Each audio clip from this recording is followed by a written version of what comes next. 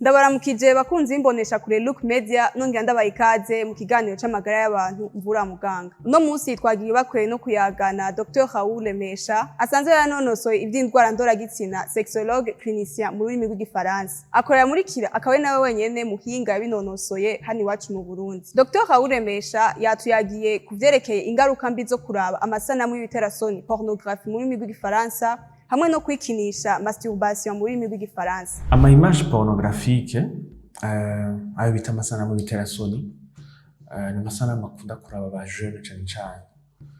babitangura mu myaka y'imiyabaga bakiri muri adolescence ku myaka 13 14 ubu haje ama internet haje ama telefone ama android mu ma statistique nko muri Kenya par exemple niho bamaze gukora ama recherche basanze 55% y'aba jeunes adolescents baraba ama pornographie. Aho ni muri Kenya, turavye Buraya, mu Burundi ko biri kose barabiraba kandi cyane. Hanyuma ntibiraba gusugwaruka ikibabaje n'abantu bakuze uko ubitangura ukiri muri adolescence ukabikurana gushikeza adolescence ukibiraba kenshi usanga bafise dependance kuri pornographie. Ingaruka zo kuraba rero ma pornographie kugwaruka ni nyinshi kuko bire n'abakerekeza bakajana navyo gushika banubwatsi kumaze kugira chronicité yo kwamuraba ukagira dependance yo kuraba ma pornographie kenshi ingaruka ya mbere ni kujagira gutangura masturbation rero itanguye ukayitangura ku myaka 14 15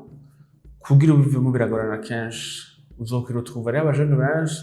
ashaka kumara imyaka 10 ari muri masturbation imyaka 5 muri masturbation canke akayihagarika guca agira mariage. Rero ingaruka ni nyinshi cyane zo kuraba ama pornographie au niveau mental bien sûr et au niveau sexuel yiwe kuko bizoza kugira ingaruka mbi mu buzima ndoragitsina canke mu mibonano mpuzabitsina we n'umugore wiwe kuko abafise ukuntu yakonditionye mu mutwe kuraba pornographie kugira ngo abishake hanyuma no kubanza ko yikinishe donc masturbation bigatuma rero ubimaze mu myaka myinshi cyane ugiye rero kubaka birakugora kenshi ndakunda kubona amakankayo ugasanga hari abadashobora guheza nova kurangiza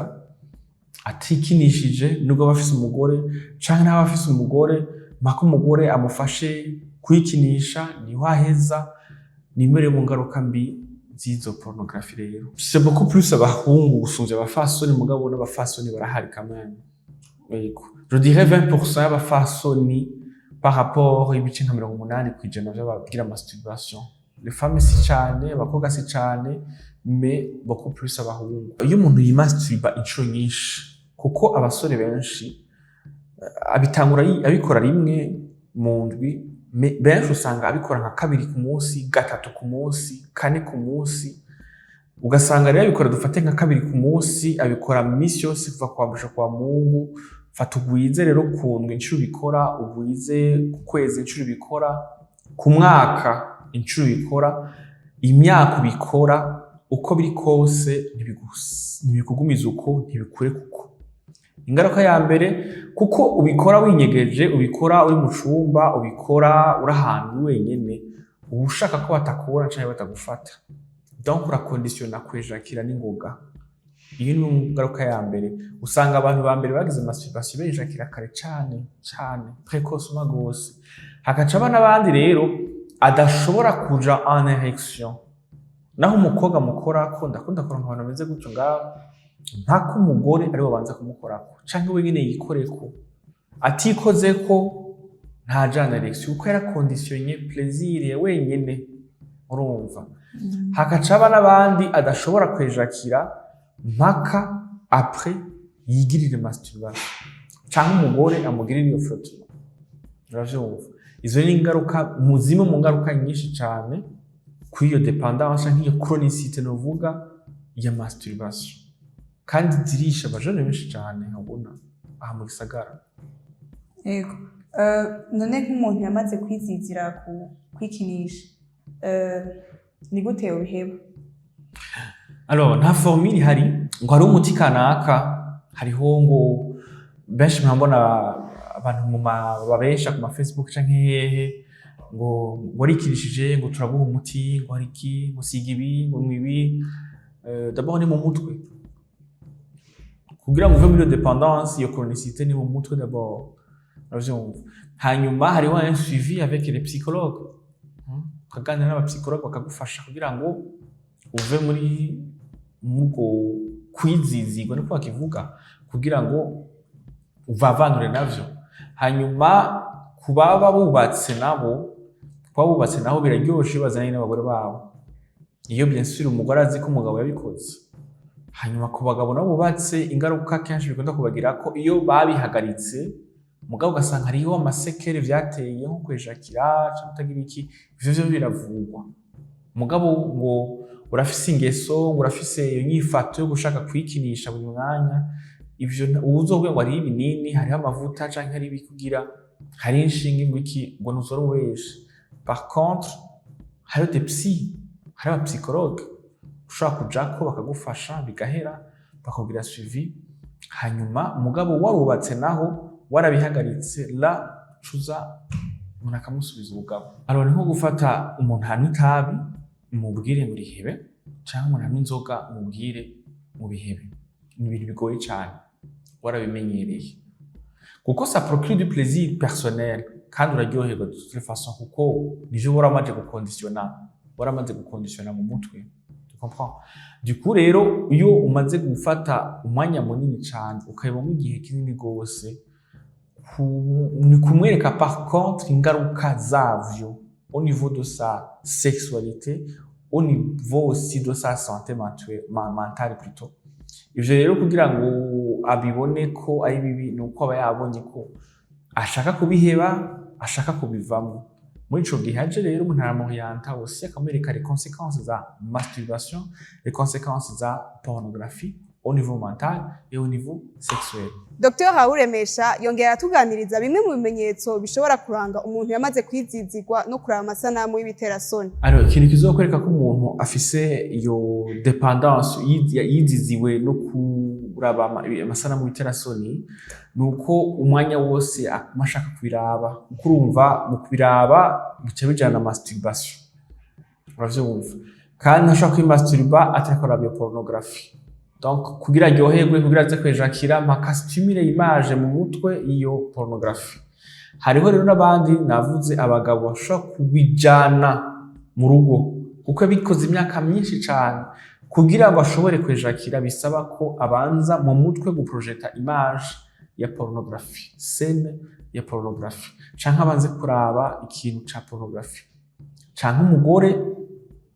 amufashe guheza benshi birakunda kubagira ko ingaruka mbi mugabo benshi ntibamenya ko bibagira ko ingaruka mbi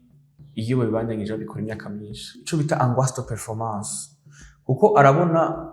ujya muzungu canke y'amasanamu yuwa bikora yamaze iminota 30 ariko arabikora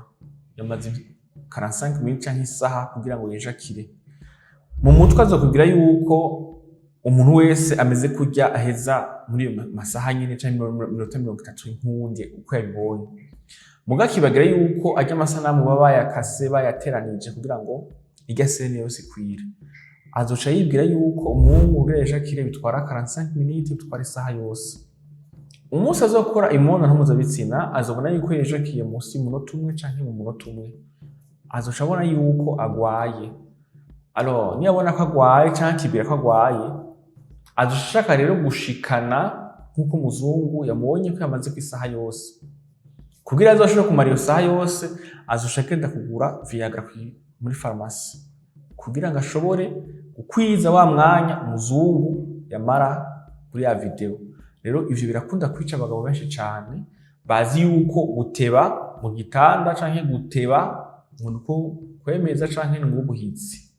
rero ivyo bikunda kuva rero mu ngaruka zo kuraba pornographie bikaca bitera angoisse de performance umuntu agira masturbation kenshi mu bintu ma facteur bituma n'ukuri wenyine ahantu mu cumba uri ahantu mu nzu wenyine canke muri toilette kimwe mu bintu vyotuma utaja muri ma situation donc ico cumba ca wenyine iyo nzu ya wenyine iyo toilette ya wenyene sohoka uje mu bantu, kuko iyo uri ahantu wenyene, iyo uri ahantu mu nzu wenyene, uri ahantu muri toilette wenyene, mu cumba ha wenyene, niho ushobora kugira iyo tendance yo gushaka kwimasturba, iyo tendance yo kuraba pornographie. Mais quand iyo usohoka, iyo uja hanze, du moins ukagira nka sport par exemple, ukabona abantu, ukaja mu bantu, ukaraba ikintu kikokupa, iyo tendance, iyo nuvuga kwizizigwa na masturbation, ntaho muzohurira. Mais aussitôt que kenshi uzoraba abantu bose babikora, il suffit juste ko bari wenyene, il suffit juste ko bari wenyene mu cumba canke muri toilette ababikoze. Mais iyo uzi neza yuko ari ibintu byama bituma ubikora wiyugaranya ahantu ha wenyene, sohoka uje mu bantu, gira sport, raba ahantu ibintu bikokupa mentalement. Mbega abamaze kwizizigwa niyo nyifato ni gute ikibano cobafasha? Dr Raoul Mesha yavuze uko abavyeyi bashobora gufasha abana babo kugira ntibabe bakicizizigwa niyo nyifato. Uruhara rwa mbere rw'abavyeyi ni kwicarika abana bakabigisha ico no kwita une éducation sexuelle complète. Kuko abavyeyi bacu, abavyeyi b'abarundi baratinya kuganira ibintu nk'ivyo n'abana babo, umengo ukubigisha ahubwo kubikora, umengo ukubigisha ubuhungu. Ivyo rero nivyo vya mbere bituma umwana acaza kubirondera mu gahinga. Iyo abavyeyi bacu bo kwicaritsa abana canke bakicarika abana, uruhara rero rwabo ni kwiganira kucerekeye amagara ndoragitsina n'abana hakiri kare cane. Umwana atarashika muri puberté, umuvyeyi akamuganiriza, akamwigisha, akamwereka niwashika kuri ibi a partir y'imyaka ntuzutangare, niwibona ko ibi bintu ku myaka iyi ni ntuzutangare, hanyuma niwarenga n'imyaka hari ibintu bizokuza ko uriyubara, uramenya ukamwigisha education, akamenya ikizira n'ikitazira, kugira ngo umwana yiyumve ko umuvyeyi